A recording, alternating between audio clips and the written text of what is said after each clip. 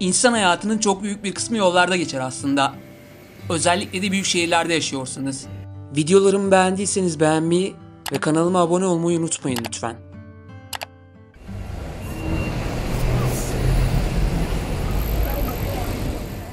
Günde ortalama 2 saat yolda geçen birinin aylık ortalama 50 saat yollarda geçmektedir.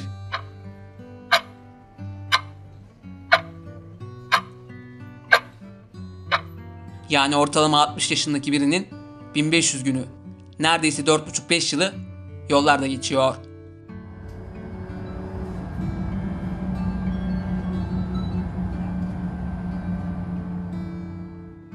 Hele bir de İstanbul gibi metropolde yaşıyorsanız varın siz düşünün durumu.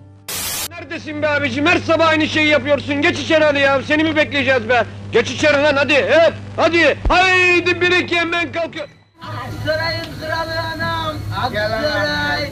Hadi anam, Aksaray yolları darda.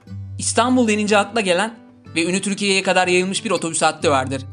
Neredeyse 30 yıldır Asya ve Avrupa kıtasını birbirine bağlayan, yılların eskitemediği, tam 75 kilometre uzunluğundaki 78 duraklı ve tek yön seferi 3 saat süren 500T hattı.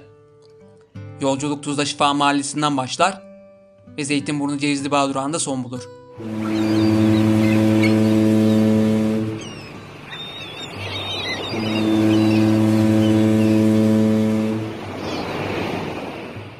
Skeçlere, sosyal araştırmalara, şiirlere ve hatta repliklere bile konu olmuştur meşhur 500T hattı. Domuz herif, vicdansız herif! Kim o? Kim olacak kardeşim? Müteahhit! Anlaşılan iyi bir kazık yemişe benziyorsun. Hem de nasıl kardeşim?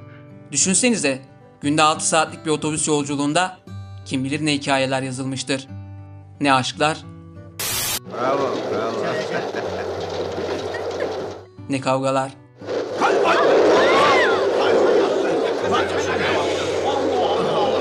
Bak ne yaptın elbiseme evladım ya.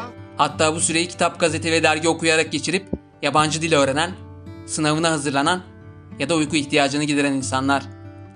Sevdiğine evlilik teklifinde bulunanlar, otobüste yakınını unutanlar ve hatta doğum yapanlar.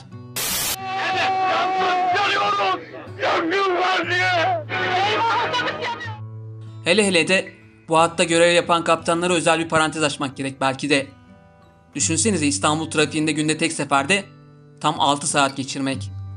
Onların otobüs yolculuklarında yaşadıkları anıları dinlesek bir roman olur belki de.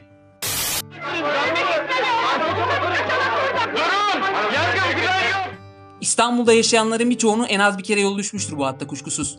Ve belki de sizin de bu 500T hikayesini dinlerken bu hatta yaşadığınız bir anı geldi aklınıza. Allah be ya. Toplu taşıma ağının, metronun ve metrobüsün bu kadar geliştiği bir ortamda daha ne kadar sürer emektar 500T hattının yolculuğu bilinmez ama bu hatlarda yaşanan hikayeler ve anılar bir ömür boyu unutulmayacaktır kuşkusuz.